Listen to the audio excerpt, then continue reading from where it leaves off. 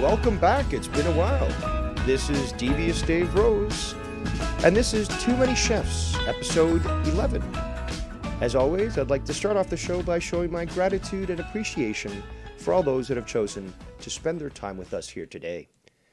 So, let's start off with Steve Callan. It's the Costanza Derailed. And it looks like that's what we got so far. But I'm sure more people will filter in. Now, today's episode is actually based off a suggestion that was given to me by Will Tactics. And he was actually curious to see Canadian fast food and have me speak about that.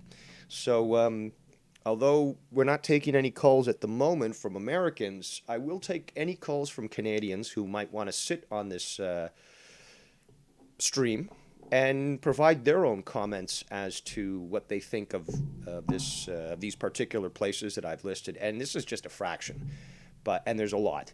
But I wanted to at least start it off. I mean, I'd been planning on this for quite some time, and Will Tactics was kind enough to provide me the suggestion.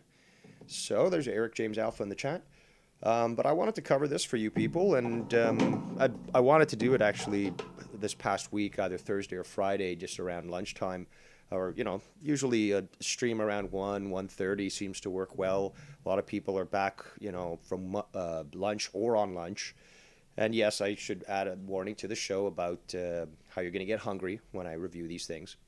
But, I wanted to at least begin the process to review that, but I wasn't able to do so during the week. And perhaps this will provide somebody with some good listening either during the weekend or next week during lunch or something while they're at work. Shout out to Danimal, a Canadian in the chat. So yeah, for the moment being, we will only take calls from Canadians so that they can sit on the call here and provide their input. And then later we're going to open it up to Americans to see if they've had any experience trying these brands.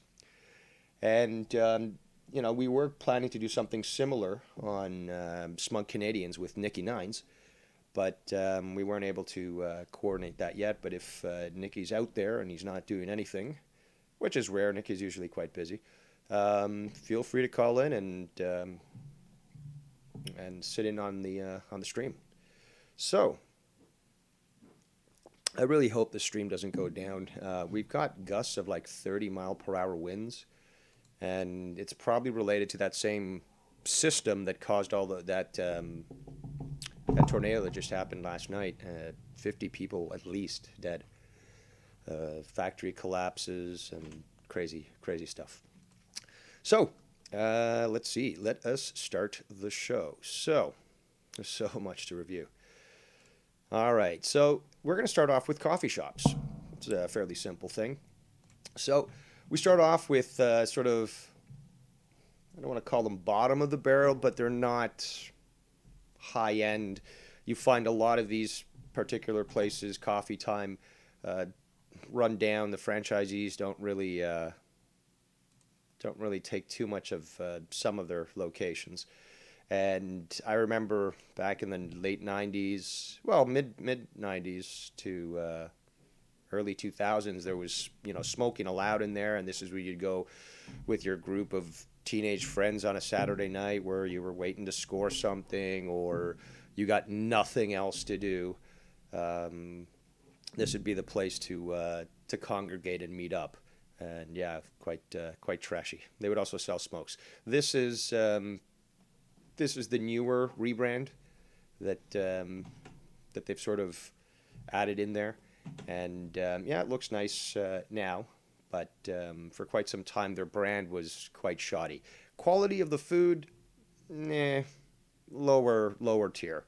Coffee's not that good. Their baked goods aren't that good, it's just a real basic sort of location. Then there's Country Style. Country Style is a step up, and they actually have partnered with another company that we're going to review later to provide some of their sandwiches and other foods.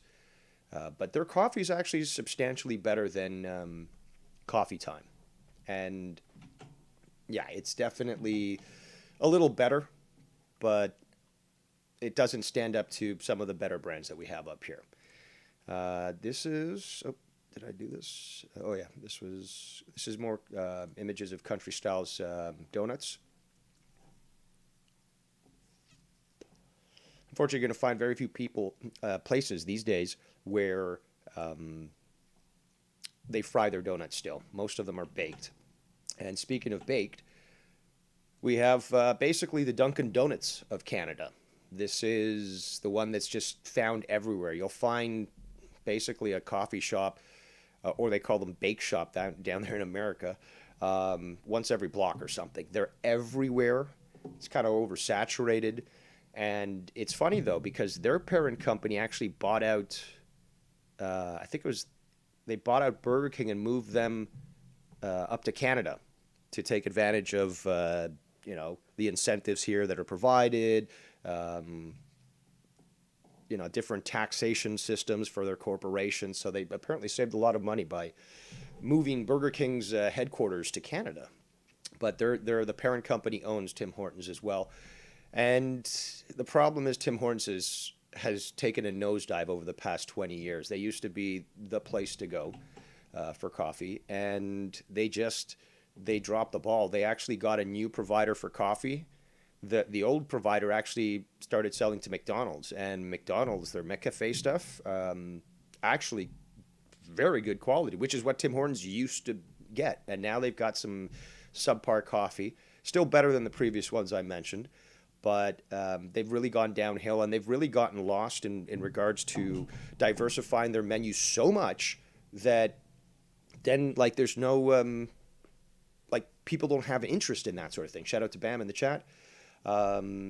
Yeah, they bake their donuts and they freeze them and then they ship them in, and then they sort of use a convection oven to sort of puff them up again. So they're no longer fried, and Tim Hortons was known for their fried donuts. And yeah, in this world of oh no, a fried donut, but here's a scooter at Walmart, so you don't have to walk your ass and burn off those calories. So Tim Hortons, they diversified their menu way too much, started adding things that just didn't make sense for a coffee shop, and it got way too fancy. So they had to, over the past few years, sort of rejig the way they were operating. Uh, I mean, if you come to Canada, Americans, you're gonna find a Tim Hortons somewhere. They are in America, but we are reviewing restaurants that started in Canada or are uniquely Canadian. There are several here that I will mention that are in America, and actually other parts of the world. Dubai has a lot of these brands, of these Canadian brands there. But okay, so now we're going to talk about basically the best quality coffee in Canada. This is the Starbucks of Canada. They're called Second Cup, and they're not as pretentious as Starbucks. And they're actually very, very good quality, not just coffee, and they grind their own coffee beans there.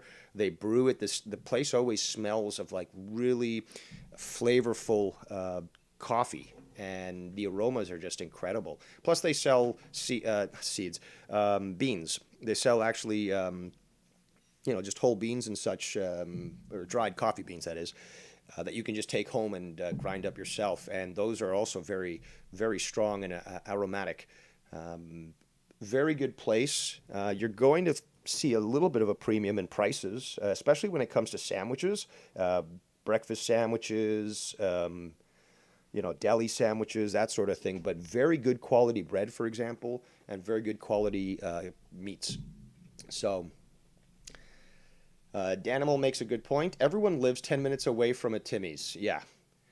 And the worst part is that the drive-through lineups get so fucking large that sometimes it's just faster to just park, or get into the parking lot first because it's packed, park, run in, get a coffee, and get out.